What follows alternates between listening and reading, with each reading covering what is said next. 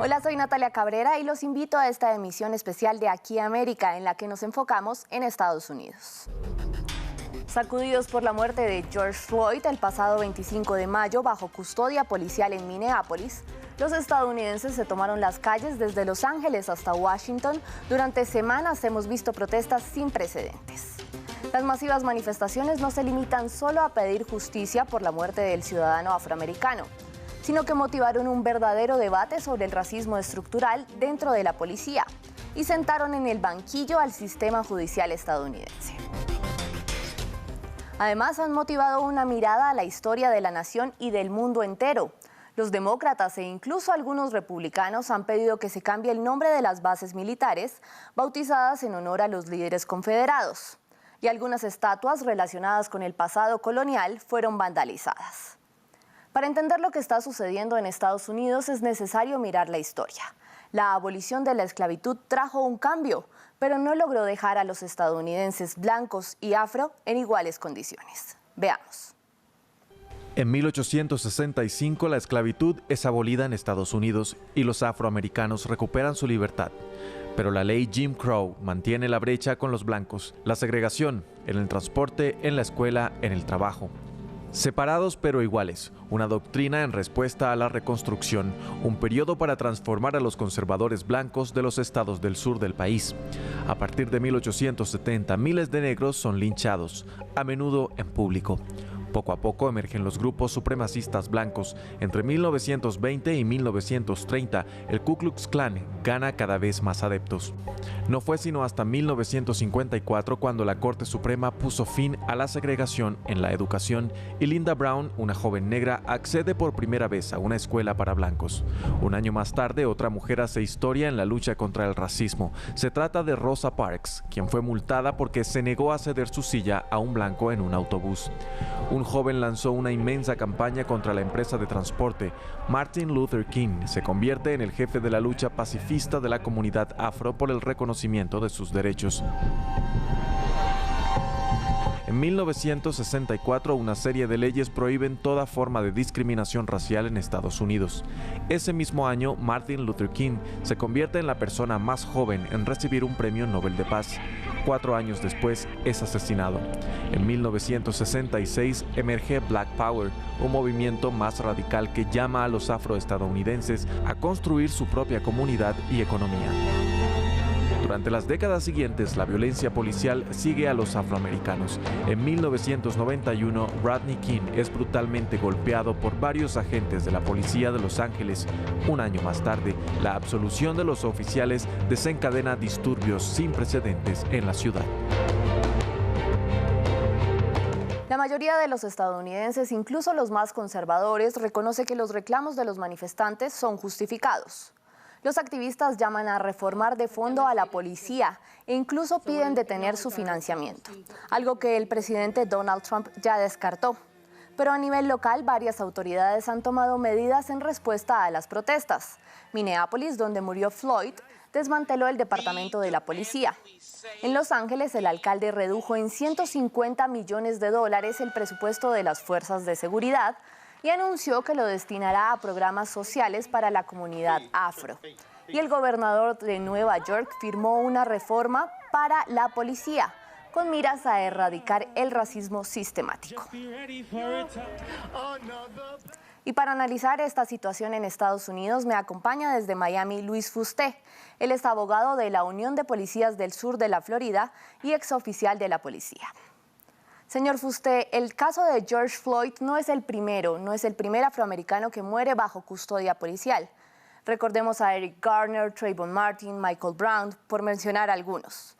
Pero esta vez, en 2 semanas, ya inició el proceso judicial al policía que realizó la maniobra sobre Floyd. Y como ya mencionaba, hay varios cambios en los departamentos de policía locales.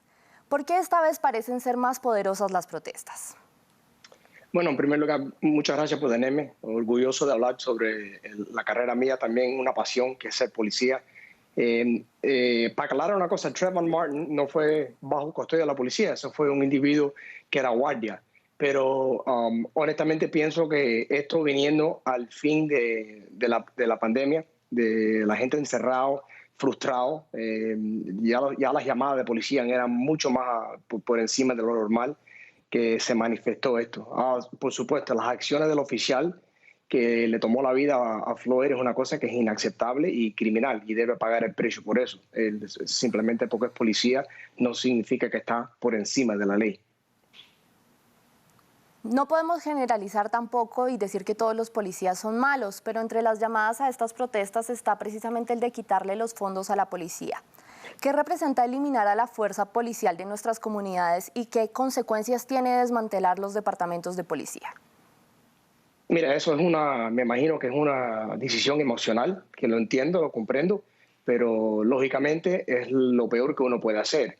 El año pasado en los Estados Unidos se arrestaron 10 millones de gente. De los 10 millones, 500.000 eran criminales violentos. Y sin embargo, significa cuando uno hace la matemática que es un arresto cada minuto.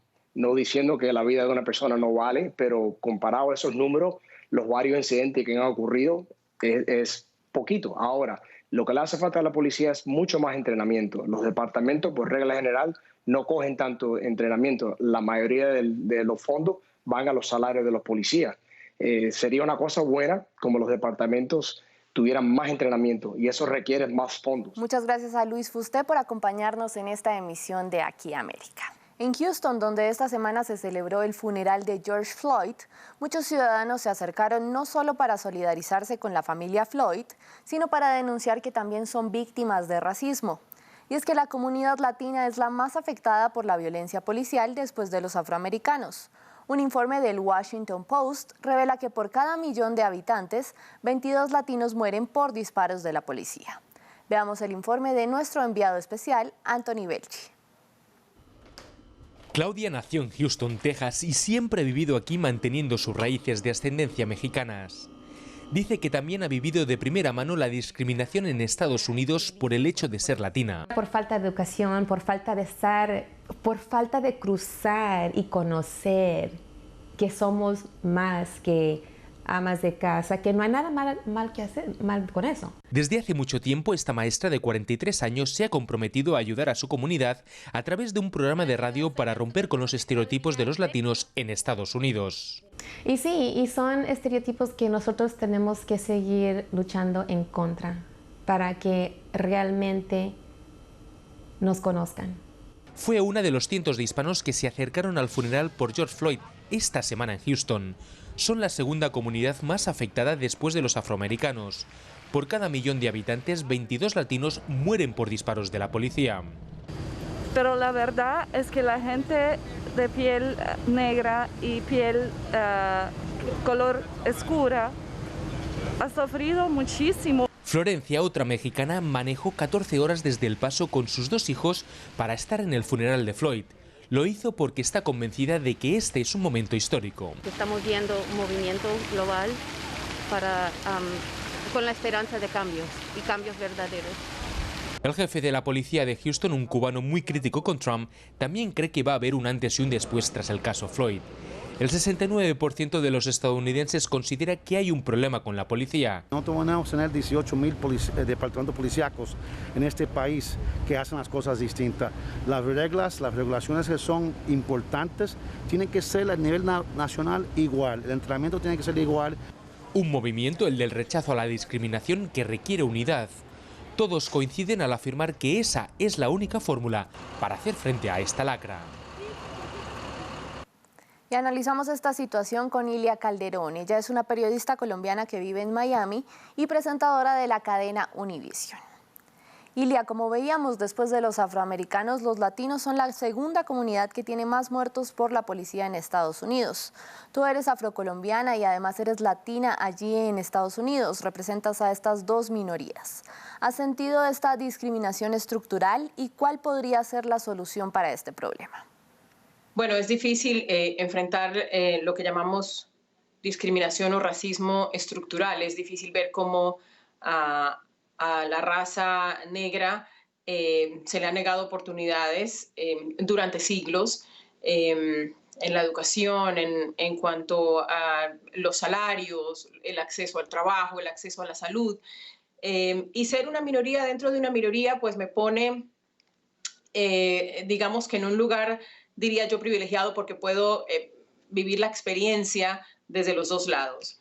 Es difícil también para los inmigrantes vivir en una situación como la que se vive, con la amenaza de ser deportado, pero además con salarios muy bajos, con mínimo acceso a la salud. Pero creo que esta es una buena oportunidad para que juntos, como dos grupos minoritarios, luchemos por los objetivos que son cambiar las reglas de la policía, cambiar las tácticas policiales, porque al final lo que yo pienso es que el cambio es el cambio para la sociedad, no es el cambio para un solo grupo. Igual como ocurrió en la década de los 60 con la lucha por los derechos civiles que lideró el doctor Martin Luther King y que tuvo como una gran representante a la señora Rosa Parks, pues toda esa lucha de los afroamericanos en los años 60 dio como resultado, reivindicó esos derechos de los que otras etnias nos hemos beneficiado. Yo dudo que si eso no hubiera ocurrido, los hispanos nos pudiéramos beneficiar de ir a una escuela, de montar en un autobús o de tomar en una fuente de agua o ir a una biblioteca donde solamente le estaba permitido entrar a los blancos. Si bien, como mencionas, esta situación ha hecho reflexionar a todo el mundo y a la humanidad entera sobre la historia, ¿crees que estos ataques a las estatuas son justificables? Mira, las protestas, la mayoría de las protestas han sido pacíficas, pero las protestas también son una situación muy volátil en la que muchas personas, oportunistas, aprovechan para cometer otros hechos. Entonces, lo de las estatuas es una situación por la que se viene peleando para removerlas, porque son la glorificación a líderes confederados. Entonces, unas han sido removidas, se han interpuesto demandas para que sean removidas de lugares públicos de algunas ciudades.